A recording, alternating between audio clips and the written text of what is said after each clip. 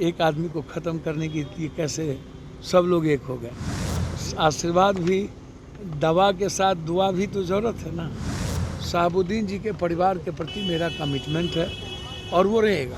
पुलवामा में आप फंस चुके हो तो पुलवामा की बात नहीं करोगे, फिर कल हमला हो गया। कितने जवान शहीद होंगे एक राजनीतिक पार्टियों के लिए और व्यक्ति के लिए। खास तौर पर मगध पर कैसे हम लोग मगध की गरीबी को लेकर के, नक्सल इलाके को लेकर के, इस पर हमको बुलाया गया है रविशंकर जी के द्वारा कि हम लोग बात करें। एक आशीर्वाद, आप जान ही रहे हैं कि देश एक आदमी को ख़त्म करने के लिए कैसे सब लोग एक हो गए। पहले एक को मिटा दो, एक को ख़त्म करो। तो आशीर्वाद भी, दवा के साथ दुआ भी तो ज़रूरत है ना। तो रविशंकर जी से मिलना है और उसके बाद कैसे इंडिया गठबंधन की सरकार बने, राहुल गांधी जी के नेतृत्व में कैसे देश मजबूत हो, इसको लेकर के हम लोग बढ़ेंगे, काम करेंगे। सर रोनिया चलिया और कन्याकुमारी का आप देखिए, मैं किसी के चुनाव प्रचार में नहीं, हमें तो कांग्रेस के चुनाव प्रचार में मुझे जाना है। खास तौर पर मुझे जिम्मेदारी दी गई है रायबरेली में, वहाँ भी धनबाद और गोड्डा, कुछ जगहों पर जाना है। रोहिणी आचार्य जी हों या मिश्रा जी हों, मेरे जो भी दोनों जगह नेता होंगे, मैंने कहा कि आप एक गिलहरी का काम कीजिए, आप मदद करें। तो मेरे लिए तो सीधा सवाल है कि चाहे वो कांग्रेस हो, सीपीआई हो, सीपीएम हो, और एक सीट है मेरे लिए सीधा सवाल, वो है सिवान। शहाबुद्दीन जी के परिवार के प्रति मेरा कमिटमेंट है और वो रहेगा। उसके बाद मेरा पूरा समय कांग्रेस के लिए एक सच्चे सिपाही की तरह,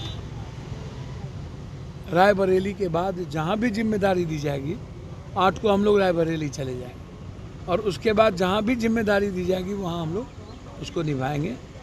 मुझे आश्चर्य लगता है कि गोधरा का जीन 20 साल के बाद क्यों निकल रहा है। जब सारे मुद्दे खत्म हो गए तो उनके पास गोधरा का मुद्दा नया आ गया। ये क्यों भाई? इस तरह के बकवास बातें आप क्यों करते हो? आपने 10 साल में क्या किया है उसको क्यों नहीं बताते हो? गोधरा मुद्दा नहीं, तो इसका मतलब है गोधरा को जो मुद्दा बना रहे हो, पुलवामा में आप फंस चुके हो तो पुलवामा की बात नहीं करोगे, फिर कल हमला हो गया। ये चुनाव में ही हमला क्यों होता है? चुनाव में ही हमला क्यों बढ़ते हैं? देश के प्रधानमंत्री जी बताइए ना। आप कहते हो कि मेरे रहते हुए दंगा नहीं हुआ। कितने दंगे हुए देश में, कितने हमले होते हैं, और चुनाव आते आते हमला बढ़ क्यों जाता है? और जब तीन आपने देख लिया कि नरेंद्र मोदी जी की ज़मीन और हवा ख़त्म हो गई तो फिर हमला बढ़ गए। ये क्या मैच फिक्सिंग है क्या? अब जवान को शहीद करके आप वोट की राजनीति करोगे? कितने जवान शहीद होंगे एक राजनीतिक पार्टियों के लिए और व्यक्ति के लिए और कुर्सी के लिए? हिंदुस्तान के कितने जवानों को शहीद करेंगे ये पॉलिटिशियन लोग? मेरा सीधा सवाल है।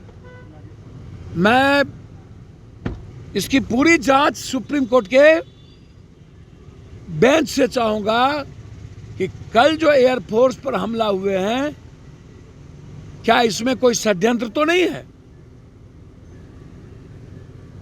कोई साजिश तो नहीं दिख रही है कि तीसरे फेज में ये हमला सिर्फ वोट मुद्दा तो नहीं होगा, डाइवर्सिटी तो नहीं है? इसीलिए सर्वोच्च न्यायालय संज्ञान ले, इसकी जांच करे। जो जवान शहीद हुए हैं उनको 2-2 करोड़ रुपया के साथ इस पर किसी भी पार्टी को राजनीति करने की इजाजत नहीं मिलनी चाहिए।